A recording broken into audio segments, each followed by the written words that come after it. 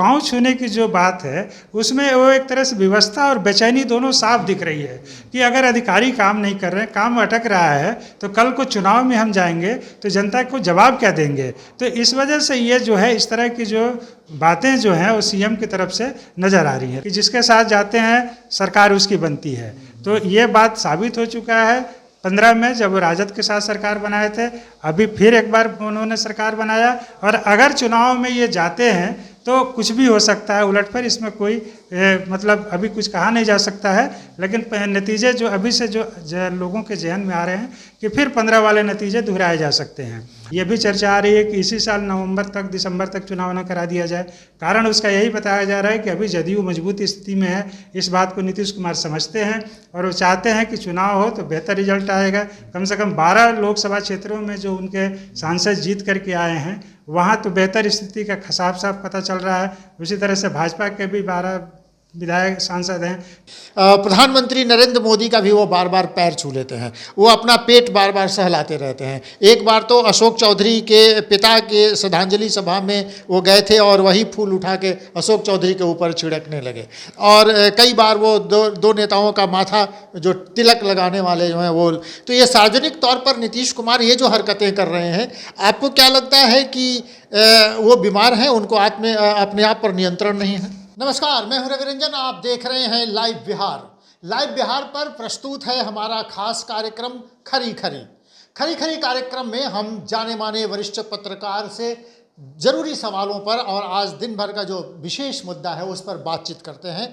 आज हमारा बातचीत का मुद्दा है कि क्या बिहार के मुख्यमंत्री नीतीश कुमार के व्यवहार में बदलाव जो आ रहा है वो बनावटी है, वो जानबूझकर कर रहे हैं, या इसके पीछे उनकी कोई राजनीति है। सबसे बड़ा सवाल यही है कि नीतीश कुमार के व्यवहार में आजकल लगातार बदलाव देखने को मिल रहे हैं।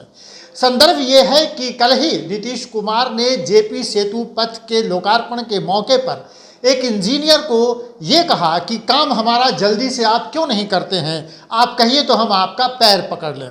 इसके पहले मुख्यमंत्री नीतीश कुमार ने एक और अधिकारी को कहा था कि चुनाव से पहले ये काम करा लीजिए, हम हाथ जोड़कर आपसे विनती करते हैं। नीतीश कुमार बार बार अधिकारियों को हाथ क्यों जोड़ रहे हैं, बार बार उनको पैर पड़ने की नौबत क्यों आ रही है? नीतीश कुमार ने देश के प्रधानमंत्री नरेंद्र मोदी के भी 2 बार पैर छुए, वो खुले मंच पर एक सार्वजनिक सभा में।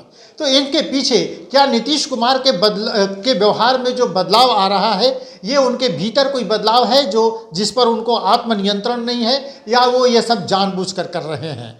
इन सब विषयों पर बातचीत करने के लिए आज हमारे साथ हैं वरिष्ठ पत्रकार भोलानाथ जी।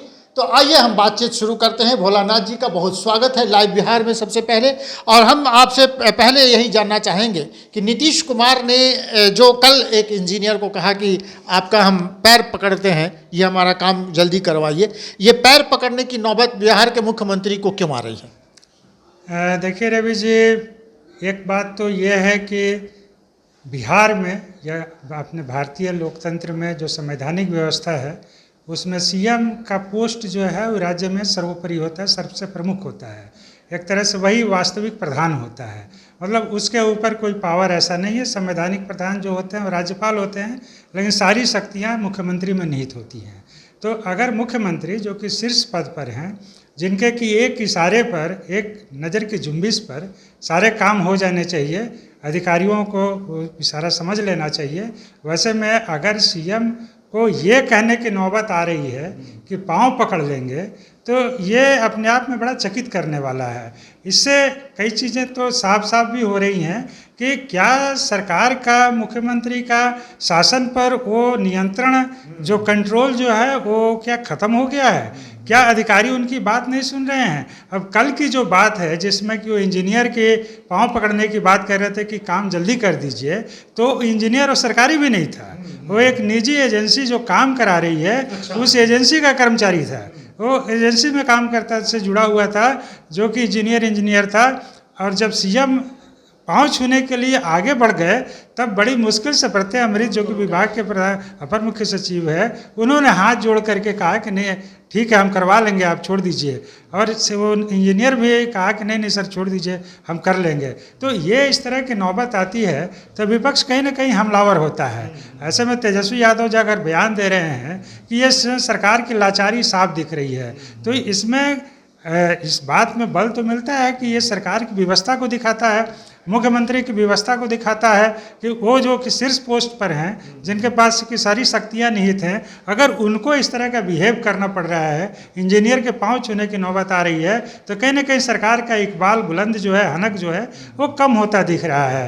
तो अगर इसी तरह का एक वाकया इसी जुलाई में ही 3 जुलाई को देखने को मिला था, जब भूमि राजस्व सुधार विभाग का कार्यक्रम था और उसमें जो है भूमि सर्वे का काम मतलब वर्षों से अटका हुआ है, वो लगातार टाइम लेते रहते हैं, लेकिन अभी तक पूरा नहीं हुआ है। सीएम उस दिन भी उसके जो अपर मुख्य सचिव दीपक कुमार सिंह हैं, उनको हाथ जो बोला कि कहिए तो हम आपको हाथ जोड़ देते हैं, पाँव पकड़ लेते हैं, लेकिन सर्वे का काम जल्दी करा दीजिए। सर्वे का काम जो है फिर उसके बाद एक डेट तय हुआ कि जुलाई तक पूरा हो जाएगा। अब इसको भी देखना है कि ये जुलाई में पूरा होता है या कि फिर एक नई तारीख आती है। चलिए हम अपने दर्शकों को ये बताते चलें कि 40,000 राजस्व गांव हैं बिहार में, और ये बात जब 2010 में मुख्यमंत्री नीतीश कुमार बने थे मुख्यमंत्री, उस समय उन्होंने कहा था कि 40,000 राजस्व गांवों का सर्वे करा लेना है, जल्दी करा दूंगा। लेकिन उस समय से अभी तक वो काम लंबित है, और हम आपको ये बता रहे हैं कि 900 गांवों का ही अभी तक सर्वे हो पाया है। तो आप समझ सकते हैं कि 40,000 में से 900 गांव, बाकी 39,000 1,000 गांव अभी भी बाकी हैं। तो क्या अब चुनाव से पहले वो काम हो जाएगा? यही बात है कि नीतीश कुमार को हाथ जोड़ने की नौबत आ रही है। आप इसको किस तरह से देखिए, एक चीज़ तो ये है कि जो नीतीश कुमार का ये जो टेन्योर रहा, जो मुख्यमंत्रित्व का काल रहा, उसमें एक तो कोरोना आ गया, तो कोरोना की वजह से लगभग 2 साल तक सारा शासन तंत्र शिथिल पड़ा रहा, कोई काम नहीं हुआ, मजदूरों का काम रोक दिया गया, विकास के सारे काम लगभग रुक गए थे। उसके बाद काम आगे बढ़ा, तब तक सरकार परिवर्तन की बात आ गई। फिर सरकार परिवर्तन के बाद जैसे ही अब आगे निकले कि अब सर काम होगा, तब तक लोकसभा चुनाव आ गया। तो अब लोकसभा चुनाव खत्म हुआ है और अब जो है अगले बिहार विधानसभा चुनाव की आहट सुनाई दे रही है। बहुत देर से होगा अगर चुनाव तो 25 में होगा, नवंबर से पहले, नवंबर में नई सरकार का गठन हो जाना चाहिए। तो उस लिहाज से जून जुलाई से उसकी प्रक्रिया शुरू हो जाएगी। तो अब एक तरह से काउंटडाउन शुरू है, एकदम से लग रहा है कि अब जो है अगर अब जो है विकास के काम पूरे नहीं हुए, ये मुख्यमंत्री की चिंता में भी शुमार है कि जो काम बचे हुए हैं अगर उनको हम समय पर नहीं लाए, अगर हम पटरी पर नहीं लाए, तो लोगों को चुनाव में जवाब क्या देंगे कि जो बड़े खास करके बड़े प्रोजेक्ट हैं उस पर लोग सवाल करेंगे, उसके बारे में लोग जानना चाहेंगे, तो हम उनको क्या आश्वासन देंगे, किस तरह से आश्वस्त करेंगे। तो उनकी जो पाँव छूने की जो बात है उसमें वो एक तरह से व्यवस्था और बेचैनी दोनों साफ दिख रही है कि अगर अधिकारी काम नहीं कर रहे हैं, काम अटक रहा है, तो कल को चुनाव में हम जाएंगे तो जनता को जवाब क्या देंगे। तो इस वजह से ये जो है इस तरह की जो बातें जो हैं वो सीएम की तरफ से नजर आ रही हैं। लेकिन एक और बात, ये तो विपक्ष भी ये आरोप लगा रहा है कि सरकार का इकबाल खत्म हो गया। एक बात और हो रही है कि नीतीश कुमार बीमार हो चले हैं। ये भी कहा जा रहा है कि उनको अपने आप पर नियंत्रण नहीं रहा। वो कई शब्द ऐसे उच्चारित करते हैं जो उनको नहीं बोलना चाहिए था। विधानसभा में जो बातें उन्होंने कही और बाद में उसके लिए माफ़ी मांगी और उसके बहुत किरकिरी हुई उनकी। प्रधानमंत्री नरेंद्र मोदी का भी वो बार बार पैर छू लेते हैं, वो अपना पेट बार बार सहलाते रहते हैं। एक बार तो अशोक चौधरी के पिता के श्रद्धांजलि सभा में वो गए थे और वही फूल उठा के अशोक चौधरी के ऊपर छिड़कने लगे। और कई बार वो दो नेताओं का माथा जो तिलक लगाने वाले जो हैं वो, तो ये सार्वजनिक तौर पर नीतीश कुमार ये जो हरकतें कर रहे हैं, आपको क्या लगता है कि वो बीमार हैं, उनको अपने आप पर नियंत्रण नहीं है? देखिए, उनकी जो उनके व्यवहार की बातें जो गिनाई, जिस तरह से जो चकित करने वाली कुछ घटनाएं सामने आई, जैसे टीका से टीका लगाने वाले जो विजय सिन्हा और अशोक चौधरी का सिर आमने सामने कर दिए पकड़ करके, फिर एक पत्रकार के साथ भी वही हुआ था, प्रधानमंत्री के पाँव छूने के लिए 2 बार तत्पर हो गए। तो ये सारी घटनाएं जो हैं वो फिर आप विधानसभा में बोले कि किस तरह से उनके मुंह से अचानक गुस्से वाली बात निकल गई और विपक्ष उसको मुद्दा बनाने लगता है। तो इस तरह की घटनाएं जो हो रही हैं वो लोगों को चौंका रही हैं, चकित कर रही हैं कि क्या मुख्यमंत्री वास्तव में सही स्वस्थ हैं, सही सलामत हैं, या कि कुछ प्रॉब्लम है उनके साथ। क्योंकि अभी तक कोई मेडिकल बुलेटिन इसके बारे में नहीं आया है सरकार के तौर पर, सरकार के स्तर से कि उनका कोई स्वास्थ्य संबंधी दिक्कत है या क्या है। तब तक हम लोग दावे से कुछ नहीं कर सकते हैं। लेकिन ये इतना अवश्य है कि जो घटनाएं सामने आ रही हैं उससे लोगों में एक भ्रम पैदा होता है कि मुख्यमंत्री की सेहत जो है वाकई ठीक है या क्या है, या कि कुछ उन पर भी उम्र का असर हो रहा है। तो ये सारी चीज़ें चर्चा में हैं। तो कितना सही है, कितना चकित करने वाला है, कितना लोगों में भ्रम पैदा करने वाला है, तो ये सारी चीज़ें हो रही हैं। इसमें कोई शक नहीं है कि इसको लेकर के भी विपक्ष मुख्यमंत्री पर हमलावर है कि क्या मुख्यमंत्री का मानसिक स्वास्थ्य या शारीरिक स्वास्थ्य किसी तरह से कमज़ोर हो गया है या गड़बड़ा गया है। तो विपक्ष इस तरह का आरोप लगा रहा है। बेहतर यही होगा कि सरकार की तरफ से भी इस पर कोई बयान आए कि ऐसी कोई बात नहीं है, ऐसी कोई नौबत नहीं आई है, कोई घटनाक्रम इस तरह का नहीं है जो कि अस्वाभाविक हो। लेकिन इस तरह से सरकार की तरफ से एक आना चाहिए, वरना विपक्ष अपना प्रहार, अपना हमला और तेज करेगा। तो देखिए, नीतीश कुमार जी अभी हाल ही में कुछ दिन पहले वो चले गए, विदेश चले गए और लंदन गए। ये चर्चा छिड़ गई कि वो अपने स्वास्थ्य जांच के लिए गए हैं। हालांकि उन्होंने कहा कि साइंस सिटी बनाने जा रहे हैं जो पटना में, उसका एक वो देखने जा रहे हैं। ये सब बातें हो रही हैं कि उनकी तबीयत को लेकर, उनके व्यवहार को लेकर। लेकिन यही नीतीश कुमार जो राजनीतिक चाल चलते हैं, उसके तो बड़े बड़े कद्दावर नेताओं को भी परास्त कर देते हैं। इस परिस्थिति में भी नरेंद्र मोदी को भी झुकना पड़ा नीतीश कुमार के आगे। उन्होंने तुरंत पाला बदला, समय का परिस्थिति को देखते हुए लालू यादव से किनारे हटे, एनडीए में आए, अपने इतने सांसद जिता कर ले गए और अब तो वहाँ केंद्र में किंग मेकर की भूमिका में खड़े हो गए नीतीश कुमार। तो नीतीश कुमार के व्यवहार में अगर वो बीमार होते, उनको अपने आप पर नियंत्रण नहीं रहता, तो राजनीतिक सूझबूझ और इतनी जो चालें वो चलते हैं वो शायद नहीं चल पाते। तो आपको लगता है कि ये सोची समझी उनकी ये कोई राजनीति है? नहीं, सोची समझी राजनीति नहीं है। ये बात सही है कि वो राजनीति के वो भी एक माहिर और धुरंधर खिलाड़ी हैं। सारी राजनीतिक सियासी जो चीज़ें हैं वो समझते हैं और उसी हिसाब से एक्ट करते हैं। देखिए, जहाँ तक आप बात बोले कि नरेंद्र मोदी के साथ उनके फिर से जाने का, तो शुरू में लगा था कि मुख्यमंत्री जी खुद चले गए हैं, लेकिन बाद में यह बात आई कि भाजपा भी इनको उतना ही चाहती थी कि वो साथ हैं। और जो लोकसभा का रिजल्ट आया उससे साफ हो गया कि नीतीश के जाने से भाजपा को ज़्यादा फायदा हुआ है। अगर आप स्ट्राइकिंग रेट देखें तो 17 सीटों पर चुनाव लड़ करके भाजपा 12 जीती और ये 16 सीटों पर लड़ करके और 12 जीते, तो इनका स्ट्राइकिंग रेट ज़्यादा है। ये भी कहा जा रहा है, चर्चा बहुत तेज़ है कि अगर मुख्यमंत्री नीतीश कुमार साथ नहीं होते भाजपा के, तो इनका जो अति पिछड़ा वोट है और इनका जो कुर्मी वोट है, ये सब अगर ये नहीं भाजपा से जुड़ता तो भाजपा का रिजल्ट और ख़राब हो सकता था। दूसरी तरफ अगर ये इनके बारे में ये भी एक बात आती है कि जिसके साथ जाते हैं सरकार उसकी बनती है, तो ये बात साबित हो चुका है 15 में जब वो राजद के साथ सरकार बनाए थे। अभी फिर एक बार उन्होंने सरकार बनाया और अगर चुनाव में ये जाते हैं तो कुछ भी हो सकता है उलटफेर। इसमें कोई मतलब अभी कुछ कहा नहीं जा सकता है, लेकिन नतीजे जो अभी से जो लोगों के जहन में आ रहे हैं कि फिर 15 वाले नतीजे दोहराए जा सकते हैं। तो इसलिए अगर आप देखें तो भाजपा जो है, भाजपा को नीतीश कुमार के साथ आने का ज़्यादा लाभ मिला है। जहाँ तक आपने कहा कि लंदन जो गए थे, इसके बारे में चर्चा रही कि इलाज कराने गए थे, तो मैं एक बार फिर आपसे कहूँगा रवि जी कि उसके बारे में भी सरकार की तरफ से कोई खुलासा नहीं किया गया। तो ये बातें अभी नेपथ्य में, पर्दे के पीछे में है कि वो लंदन गए थे तो विज्ञान और वगैरह चीज़ों की जो बात आई थी जानकारी लेने, तो वो साइंस सिटी सबके, तो उसी के लिए गए थे या कि कुछ और काम था।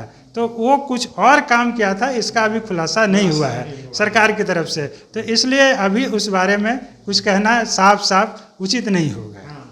तो चलिए, नीतीश कुमार के व्यवहार में ये बदलाव क्यों आ रहा है? देखिए, भाषा के तौर पर भी नीतीश कुमार ने भरे सदन में जो बातें महिलाओं के लिए जो कही थी उस समय, उसको लेकर भारी उनकी किरकिरी हुई है। आजकल उनके शब्दों में, उनकी भाषा में भी भोजपुरी टोन ज़रूरत से ज़्यादा है। पहले जब शुरुआती दौर में नीतीश कुमार मुख्यमंत्री बने थे तो एक पढ़े लिखे और ज्ञानी मुख्यमंत्री की तरह, राजनेता की तरह वो एक्ट करते थे, बोलते थे, तो उनकी बात में कोई दम होता था। आजकल वो उनका टोन भी भी कुछ कुछ बदला हुआ है। तो ये सब बार बार इस चर्चा इसीलिए हो रही है कि क्या उनको अपने आप पर नियंत्रण नहीं रहा या वो जानबूझकर ये सब चीज़ें कर रहे हैं, क्योंकि लालू प्रसाद यादव के टोन के चलते उनकी राजनीति ज़्यादा चमकी, वो अपने एक खास अंदाज में। तो क्या नीतीश कुमार उसी अंदाज को अपनाना चाहते हैं? क्या नीतीश कुमार राजनीति का कोई खेल खेल रहे हैं? देखिए, नीतीश कुमार जब एक बात सही है कि जब वो 5 में सत्ता में आए थे और जिस तरह से उन्होंने फोकस्ड होकर के काम किया था, अपना बयान देते थे, अपने वो संबोधन देते थे, तो उसमें जो बातें रहती थी वो थोड़ा सा इधर लगता है कि जैसे कि कुछ उसमें कमी आई है। उसमें फोकस में, फिर बयानों में, भाषा, वाक्यों के चयन में, शब्दों के चयन में थोड़ा सा कहीं ना कहीं पहले की तुलना में थोड़ी दिक्कत आ रही है। अब ये क्यों है, ये नहीं कहा जा सकता है कि नीतीश कुमार लालू जी की राह पर चल पड़े हैं, क्योंकि लालू जी की राह पर तो उनके बेटे तेजस्वी भी नहीं चल रहे हैं, उस तरह के लैंग्वेज का इस्तेमाल वो भी नहीं करते हैं। तो लालू की एक अपनी राजनीतिक परंपरा रही है, अपने स्टाइल रहा है, अपना अंदाज रहा है, तो उसके लिए वो जाने जाते हैं। तो नीतीश जी अगर वैसा करेंगे तो थोड़ा सा लोगों में हंसी के पात्र बन सकते हैं। तो मुझे नहीं लगता कि नीतीश जी ऐसा कुछ करेंगे। लेकिन अगर इस तरह की जो बातें आ रही हैं, अब जैसे आपने कहा कि विधानसभा में जो महिलाओं को लेकर के जो उन्होंने बात कह दी थी, और उसके बाद जब नाराज़गी सामने आई, इवन उनके पार्टी के लोगों की भी नाराज़गी सामने आई, तो फिर उन्होंने माफ़ी भी मांग ली। तो माफ़ी मांग ली, लेकिन ये बात तो आ गई ना कि इस तरह की चीज़ों को कहने की ज़रूरत क्या थी। और आप जानते होंगे रवि जी कि उस समय ये बात जो नीतीश जी ने कहा था वो पूरे देश भर के मीडिया में चर्चा के केंद्र में रहा था कि ऐसा क्यों उनको बोलना पड़ा, ऐसा क्यों बोल दिए। तो इसी तरह से अगर आप पहले की घटनाक्रम पर थोड़ा सा जाएं, जब ये भाजपा के साथ सरकार में थे और विजय कुमार सिन्हा अध्यक्ष थे बिहार विधानसभा के साथ, तो उनके साथ जो हुआ था, तो उस समय भी ये सवाल उठा था कि क्या सीएम को इस तरह से जवाब देना उचित था। और एक वो बड़ा कारण बना था सरकार के टूटने का, जो फिर वो राजद के साथ मिलकर के सरकार में आए थे। तो भाई बहुत सारी चीज़ें हैं। अभी नीतीश कुमार एक मंझे हुए राजनीतिज्ञ के रूप में जाने जाते हैं और देश में उनकी वही पहचान है। देखिए, अभी किसी आप जीत होती है, वो कैसे हासिल होती है इस पर सवाल करना बाद में बेकार होता है। लेकिन अगर अभी का जो जीत है उसमें पूरे देश में ये बात सबके सामने है कि नीतीश कुमार और चंद्रबाबू नायडू, इन दोनों के बड़े मजबूत बैसाखियों के सहारे केंद्र की सरकार टिकी हुई है। तो कोई नेता जो केंद्र की सरकार टिकी हुई है जिसके भरोसे, वो कभी भी कमज़ोर नहीं हो सकता है। तो ये देखा जाना चाहिए और कि आगे इसका लाभ वो किस रूप में लेते हैं। तो ये राजनीति के पुराने चाणक्य माने जाते हैं। तो ये जैसे अभी इन्होंने विशेष राज्य का दर्जा इनकी पार्टी की तरफ से उठाया जा रहा है, तो अगर विशेष राज्य के दर्जा पर कुछ भी इनको हासिल होता है तो ये एक बड़ी उपलब्धि मानी जाएगी। इनके पार्टी के नेताओं को मंत्रिमंडल में शामिल किया गया, फिर मंत्रिमंडल की कमेटियों में शामिल किया गया। तो कुल मिलाकर के नीतीश कुमार का जलवा जलाल जो है बरकरार है और आने वाले समय में ऐसा नहीं लगता है कि ये कमज़ोर होंगे। यही बात है कि अभी जो भाजपा जदयू जो मजबूत स्थिति में है, तो उसको लेकर के ये भी सवाल आ रहा है कि कहीं पहले चुनाव न करा दिया जाए। ये भी चर्चा आ रही है कि इसी साल दिसंबर तक चुनाव न करा दिया जाए। कारण उसका यही बताया जा रहा है कि अभी जदयू मजबूत स्थिति में है। इस बात को नीतीश कुमार समझते हैं और वो चाहते हैं कि चुनाव हो तो बेहतर रिजल्ट आएगा। कम से कम 12 लोकसभा क्षेत्रों में जो उनके सांसद जीत करके आए हैं, वहाँ तो बेहतर स्थिति का साफ पता चल रहा है। उसी तरह से भाजपा के भी 12 विधायक सांसद हैं। तो कुल मिलाकर के लोकसभा चुनाव के जो नतीजे हैं वो भी नीतीश कुमार को उत्साहित कर रहा है कि चुनाव जल्द हो। लेकिन क्या होता है अब देखना होगा। अभी जो टेन्योर है 2025 के नवंबर तक का सरकार का है, उस समय तक गठन होता है। अब नीतीश कुमार और भाजपा अब दोनों को तय करना है कि समय पर चुनाव होंगे या कि अर्लियर होंगे। तो चलिए, ये थी हमारी खास बातचीत वरिष्ठ पत्रकार भोलानाथ जी से।